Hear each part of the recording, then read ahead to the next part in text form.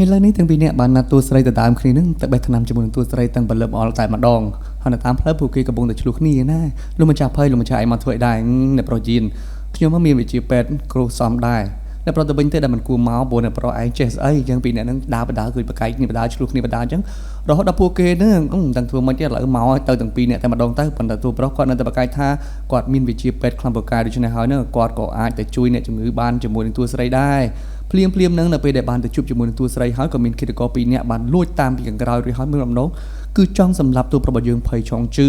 នៅក្នុងពេលហ្នឹងគិតកោមកកាប់តែភ័យឆុងជឺតែម្នាក់ទេចំណែកឯយឿនឆាំងឃើញចង់ហើយក៏បានស្ទុះទៅប្រយុទ្ធជាមួយគិតកោដើម្បីជួយឆុងជឺហើយឆុងជឺវិញគឺមានរបួសធ្ងន់ធ្ងរខ្លាំងមែនទែននៅពេលនេះគឺមិនអាចកម្រើកបានទេព្រោះស្នាមកំបិតមួយកំបិតមិញវាខ្លាំងណា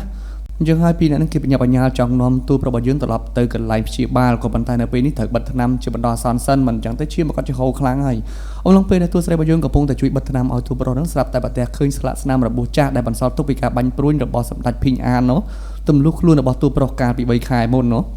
នាងហាក់ដូចជាចាប់ផ្ដើមសម័យនឹកឃើញរឿងអតីតកាលនឹងបានន័យថាមានការចងចាំឡើងវិញបន្តឲ្យបានមើលឃើញស្លាកស្នាមរបួសចាស់ហ្នឹងណាចឹងគូសម័យឃើញទិដ្ឋភាពដែលបានកើតឡើងកាលពី3ខែមុនហ្នឹងទៅលើតួប្រុសដែលគេបានជួយនាងចាក់ចេញមកវិញហ្នឹងក៏ប៉ុន្តែត្រូវបានសម្ដេចភីងអានបាញ់សម្លាប់តាមផ្លូវដែលធ្វើឲ្យគេសន្លប់តាមផ្លូវហើយហ្នឹងពីរនាក់ហ្នឹងគឺចាប់ផ្ដើមនិយាយពាក្យពិតនៅក្នុងបេះដូងហើយតួស្រីរបស់យើងហ្នឹងគឺបារម្ភចំពោះតួប្រុសពេកហ្នឹងក៏ស្រែកទៅហូរយំរហូតដល់សន្លត់បងស្មារតីហើយបាត់បង់ការចងចាំនៅពេលដែលដឹងខ្លួនឡើងមកវិញ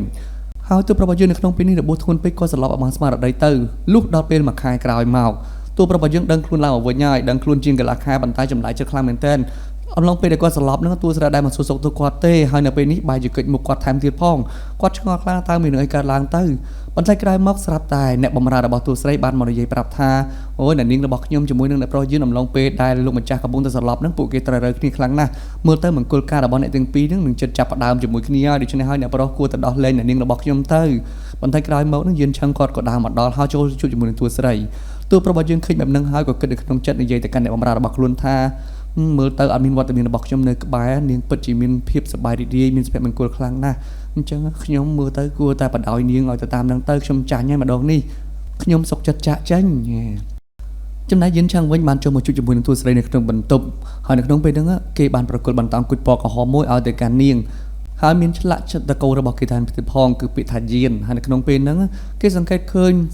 អរិយាប័ត្រចម្លែករបស់តួស្រីហាក់មិនដូចជាពីមុនរស់រីរាក់ទាក់ជាមួយនឹងគេអញ្ចឹងប៉ុន្តែមើលទៅក្រៀមក្រំសង្កត់សង្កាត់អញ្ចឹងណាព្រោះអីតួស្រីបានឃើញបន្តោងគុជនឹងហើយក៏នឹកដល់បន្តោងគុជដែលតួប្រុសបានឲ្យទៅនាងកាលពីមុននេះគឺជាបន្តោងមួយដែលគេទទួលបានពីព្រះអង្គនៅពេលដែលតួប្រុសរបស់យើងបានវាយឈ្នះមានគុណបំណាច់អញ្ចឹងណាជាស្នាដៃដំបូងហើយនៅក្នុងពេលហ្នឹងនាងក៏និយាយស្ដីចម្លែកទៅរហូតដល់យិនឆឹងគាត់ក៏ឆ្ងល់ថាតើនាងមានការចងចាំឡើងមកវិញហើយពិតមែនទេតួស្រីក៏តបមកវិញថាត្រូវហើយខ្ញុំមានការចងចាំឡើងវិញគ្រប់យ៉ាងទាំងអស់នៅពេលហ្នឹងតួស្រីរបស់យើងគាត់ក៏បាននិយាយថាការពិតទៅទំនាក់ទំនងរបស់នាងជាមួយនឹងភ័យឆុងជឺពោពេញទៅដោយចិត្តស្រឡាញ់ជាមួយចិត្តស្អប់រួមផ្សំបញ្ចូលគ្នាគុំដុំបង្កើតជាការស្រឡាញ់ភាពគុំគួនសងសឹកដែលស្អប់គ្នានឹងខ្លាចតែជាពីរអ្នកដែលមិនអាចបំបែកគ្នាបាននៅក្នុងពេលហ្នឹងក៏ធ្វើឲ្យយិនឆឹងគាត់មានអារម្មណ៍ថានៅពេលនេះគាត់បានបាត់បង់មនុស្សជាទីស្រឡាញ់របស់គាត់គឺស្នេហាដែលគាត់កំពុងតែចាប់ផ្ដើមជាមួយនឹងតួស្រីហ្នឹងដូច្នេះគាត់លែងមានឱកាសបន្តទៀតហើយតួស្រីក៏និយាយទៀតថាទំនាក់ទំនងរបស់នាងជាមួយនឹងឆុងជឺហ្នឹងគឺមិនអាចបំបែកគ្នាបានទេនៅពេលនេះនាងទើបតែបានដឹងកន្លងមកនាងតែតែស្អប់តែតែចង់រត់គេចពីការឃុំក្រងរបស់ឆុងជឺប៉ុន្តែមកដល់ពេលនេះទើបដឹងថាការពិតទៅពួកយើងទាំងពីរនាក់គឺស្គាល់គ្នាច្បាស់ខ្លាំងណាស់ហើយមិនអាចអត់គ្នាបាននោះទេយិនឆឹងគាត់លឺអញ្ចឹងហើយស្រក់ទឹកភ្នែកម៉ាត់គាត់ថាចាញ់ហើយម្ដងនឹងពិតជាអស់ឱកាសហើយតែគាត់ក៏បានតបទៅកាន់តួស្រីរបស់យើងថាកុំបារម្ភអីមិនអីទេរឿងស្នេហាមិនអាចបង្ខំបានរឿងបេះដូងក៏មិនអាចបង្ខំបានឲ្យនាងស្រឡាញ់ខ្ញុំយ៉ាងម៉េចក៏មិនអាចធ្វើទៅរួចដែរប៉ុន្តែខ្ញុំពិតជាស្រឡាញ់នាងពិតមែនខ្ញុំជាអ្នកលងចិត្តទៅលើនាងមុនម្យ៉ាងវិញទៀតធ្វើម៉េចបើជ្រុលជានាងមានចិត្តទៅលើគេទៅហើយខ្ញុំគ្រាន់តែសង្ឃឹមថាចុះប្រសិនបើខ្ញុំបានជួបនាងមុនគេនោះតើនាងមានចិត្តចំពោះខ្ញុំដែរឬមួយក៏អត់តួស្រីរបស់យើងអាចបានឆ្លើយតបជាមួយនឹងសំណួររបស់យិនឆឹងស៊ូមកកាន់នាងនោះទេប៉ុន្តែនាងបាយទៅតបទៅវិញដោយពាក្យនិយាយថាយិនឆឹងថែខ្លួនឲ្យបានល្អផងចម្លើយតែប៉ុណ្្នឹងក៏ធ្វើយិនឆឹងកាត់នៃយល់បានថាបើទោះបីជាគ្មានចុងជឺប្រហែលជានាងក៏នៅតែមិនទាន់ស្រឡាញ់គេដែរអញ្ចឹងណាចឹងក៏កាន់តែសែទៀតដើរចាក់ចេញត្រឡប់ទៅកាន់ព្រំដែនវិញទៅលុះដល់ពេលព្រឹកស្អែកឡើងតួស្រីរបស់យើងគឺបានណាត់ជួបជាមួយនឹងឆុងជឺក្នុងគោលបំណងមួយនាងចង់សារភាពថានាងមានការចងចាំឡើងមកវិញហើយប៉ុន្តែនាងសុខចិត្តបំភ្លេចរឿងគ្រប់យ៉ាងកាលពីមុនហើយចង់ចាប់តាមសារជាថ្មីជាមួយនឹងឆុងជឺប៉ុន្តែមិនទាន់នឹងបាននិយាយផងឆុងជឺថាគាត់មានរឿងចង់ប្រាប់ដូច្នេះហើយគាត់ក៏ប្រាប់ថា គាត់ដល់ពេលវេលាត្រឡប់ទៅកាន់រាជធានីវិញហើយព្រោះគាត់គឺជាមន្ត្រីត្រូវទទួលការងារទទួលបន្ទុកទំនួលខុសត្រូវរបស់គាត់ដើម្បីគ្រប់គ្រងជួយការងាររបស់ព្រះអង្គមិនអាចនៅទីនេះយូរបាននោះទេនៅពេលហ្នឹងតួស្រីរបស់យើងក៏គិតថាត្រូវហើយឋានៈរបស់គេគឺជាមន្ត្រីមិនអាចមករស់នៅរសរណ្ដាត់តែតោធ្វើជាវិជារិសាមាញ់អត់ទុកកង្វល់ជាមួយនឹងខ្ញុំបានទៅគួរតែបដ ாய் អញ្ចឹងហើយនាងបាននិយាយថាជូនពរឲ្យលោកសម្រេចក្នុងអាជីពរបស់លោកគឺជាមន្ត្រីសាងគេសាងឈ្មោះជោគជ័យនៅក្នុងជីវិតសាងគុណអំណាចជួយរាជការបម្រើរាជអីចឹងទៅខ្ញុំជូនពរលោករួចហើយនាងក៏ដើរចេញតែនៅការពិតទៅទាំងអស់គ្នាតួស្រីរបស់យើងគឺគិតថាគេជាមន្ត្រីគេមិនអាចនៅជាមួយយើងបានទេហើយចំណែកឯតួប្រុសវិញគាត់គិតថាដល់ពេលវេលាដែលខ្ញុំត្រូវដោះលែងនាងហើយបើនាងនៅជាមួយនឹងយានឆឹងសប្បាយចិត្តនោះគួរតែឲ្យនាងនៅជាមួយនឹងគេចោះគាត់គិតស្មានថាតួស្រីនឹងគឺមានស្នេហាជាមួយយានឆឹងអញ្ចឹងណាគាត់សុខចិត្តដោះលែងហើយត្រឡប់ទៅកាន់រាជធានីវិញទាំងទុកកង្វល់ក្រៀមក្រំនេះប៉ុន្តែអង្គរៈរបស់គាត់វិញមិនសុខចិត្តទេហេតុអីបានជាលោកម្ចាស់ធ្វើបែបហ្នឹងលោកម្ចាស់គួរតែដណ្ដើមអ្នកនាងពីយានឆឹងត្រឡប់វិញមកមិនបានជាសុខចិត្តបោះបង់ចោះចាញ់គេអញ្ចឹងតួប្រុសគាត់ក៏តបទៅវិញថាម្ដងនេះខ្ញុំគួរតែបណ្ដោយដោះលែងនាងឲ្យនាងមានសេរីភាពមានសុភមង្គលទៅតាមអ្វីដែលនាងចង់បានទៅចោះគណៈពេលតួស្រីរបស់យើងវិញនៅពេលនេះគឺសម្រេចចិត្តថាប្រាប់ទៅកាន់អ្នកបម្រើថាខ្លួនមានការចងចាំឡើងវិញហើយចំណែកយានឆឹងគឺបានត្រឡប់ទៅកាន់ព្រំដែនវិញផងដែរពួកគេទាំងពីរនេះអត់មានទំនាក់ទំនងស្នេហាអ្វីជាមួយនឹងគ្នានោះទេហើយម្យ៉ាងវិញទៀតថ្ងៃនេះនាងបានទៅជួបជាមួយនឹងឆុងជឺចង់បកស្រាយប្រាប់ថានាងចង់ចាប់ផ្ដើមជាថ្មីជាមួយនឹងឆុងជឺព្រោះអ្វីៗទាំងអស់កាលពីអតីតកាលហ្នឹងនាងសុខចិត្តលះបង់ហើយនាងក៏មានការចងចាំឡើងវិញផងដែរប៉ុន្តែគួរឲ្យស្ដាយមិនទាន់នឹងបានប្រាប់ផងឆុងជឺក៏បានប្រាប់នាងមុនថាគេត្រូវត្រឡប់ទៅកាន់រាជធានីដើម្បីកាន់តំណែងជាមន្ត្រីធំរបស់គេវិញជួយការងាររាជការជួយការងារព្រះអង្គបម្រើរាជចឹងក្នុងនាមខ្ញុំគឺជារាជសាស្ត្រម្នាក់តើមិនអាចខាត់គេបានទៅគេចាក់ចេញទៅហើយទូស្រីរបស់យើងគាត់ក៏យំខ្សឹបខ្សួលបានអ្នកបម្រើឆៃវ័យម្នាក់ហ្នឹងគឺនៅតែក្បែរខ្លួនលើកទឹកចិត្តទូស្រីរបស់យើងរហូតដូចជាបងប្អូនបង្កើតអញ្ចឹងលុះដល់ពេលដែលទូប្រុសរបស់យើងធ្វើដំណើរមិនទាន់នឹងបានចេញស្រួលបួលផងទាំងអស់គ្នាស្រាប់តែគាត់ក៏កើតមានជំងឺឆ្លងប៉ះពាល់ទៅដល់របួសចាស់ដែលត្រូវព្រួញបាញ់ទម្លុះដើមទ្រូងដែលព្រះអង្គម្ចាស់ភីងអានបានបាញ់គាត់កាលពីមុនហ្នឹងធ្វើឲ្យជំងឺរបស់គាត់គឺធ្ងន់ធ្ងរខ្លាំងមែនទែនគ្រូពេទ្យបានប្រាប់ទៅកាន់អ្នកបម្រើរបស់ទូប្រុសថាគាត់អត់មានមធ្យោបាយជួយសង្គ្រោះនោះទេអ្នកបម្រើលឿនចឹងក៏ស្ទើរតែស្រក់ទឹកភ្នែកហើយក៏ចង់បញ្ញាបញ្ញាលនាំអ្នកប្រុសរបស់ខ្លួនទៅកាន់រាជធានីវិញដើម្បីរកគ្រូពេទ្យល្បីៗនេះជួយសង្គ្រោះកន្លែងរោមានមធ្យោបាយសម្ដីទាំងអស់នៃការសន្ទនាគ្នារបស់អ្នកទាំងពីរក៏ត្រូវបានឆៃវៃស្ដាប់ឮពួកអីទីនោះគឺជាផ្សារអញ្ចឹងណាហើយនាងក៏បញ្ញាបញ្ញាលយករឿងនោះមកប្រាប់អ្នកនាងរបស់ខ្លួនលុះដល់ពេលព្រឹកស្អែកឡើងតួស្រីរបស់យើងក៏បញ្ញាបញ្ញាលមកជួបជាមួយនឹងតួប្រុសដែលបានប្រាប់ទៅកាន់អង្គរៈរបស់តួប្រុសម្នាក់នឹងថាកាលពីមុននាងក៏ធ្លាប់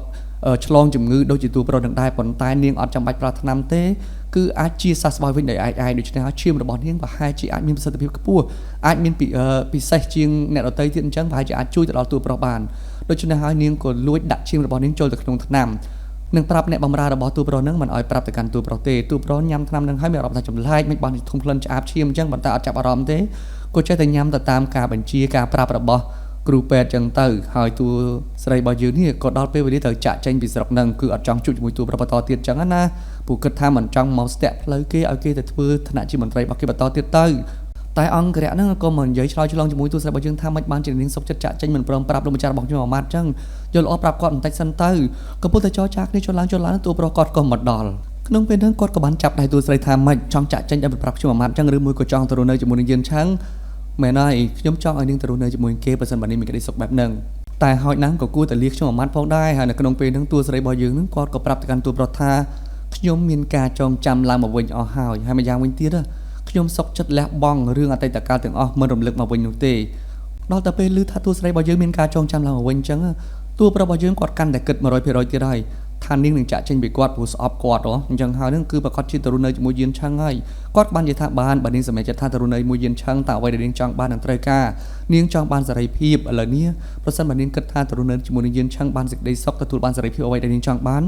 បានខ្ញុំអនុញ្ញាតខ្ញុំដោះលែងនាងខ្ញុំមិនរារាំងនាងបន្តទៀតនោះទេតួស្រីរបស់យើងគាត់ខួសចិត្តខ្លាំងមែនទែនគាត់ទ្រាំលែងបានបន្តទៀតហើយដូច្នេះគាត់ក៏តបទៅវិញថាខ្ញុំជាមួយនឹងយានឆឹងអត់មានទំនាក់ទំនងភ្ជាប់ពីអីជាមួយនឹងគ្នាទេម្យ៉ាងវិញទៀតយានឆឹងគេបានទៅព្រំដែនអស់រយៈពេលយ៉ាងយូរមកទៅហើ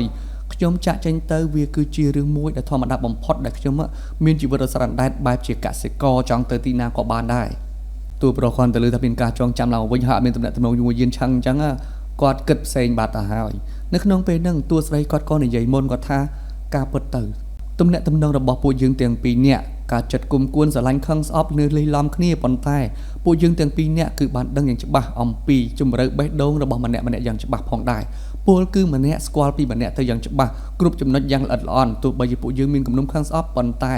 มันอาจจะចេញទៅណាបាននោះទេគឺពួកយើងគឺជាគូដែលថានិយាយចាំពិបាកនិយាយទាំងអស់គ្នាគេហៅថាគូគុំគួនគំនុំកឹងស្អប់ឲ្យគឺនៅជាមួយគ្នាឆ្លោះបកាយគ្នាទៅវិញទៅមកស្អប់គ្នាប៉ុន្តែ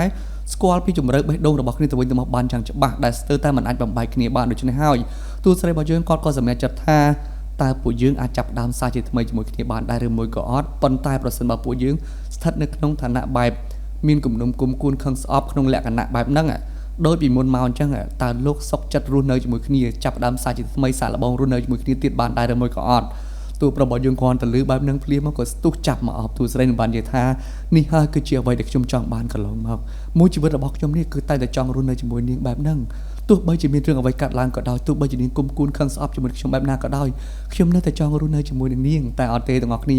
ដោយអានេះបាននិយាយមកអញ្ចឹងពីសម្ដែងរបស់ទូស្រីគឺគាត់បានយល់ច្បាស់ហាការពិតទៅគំនុំគុំគួនខឹងស្អប់គឺមកពីពាក្យថាស្រឡាញ់ហ្នឹងគឺស្រឡាញ់បង្កប់ជាមួយនឹងគំនុំរហូតដល់គិតពីគ្នាគុំគួនពីគ្នាចង់សងសឹកពីគ្នាទៅវិញទៅមក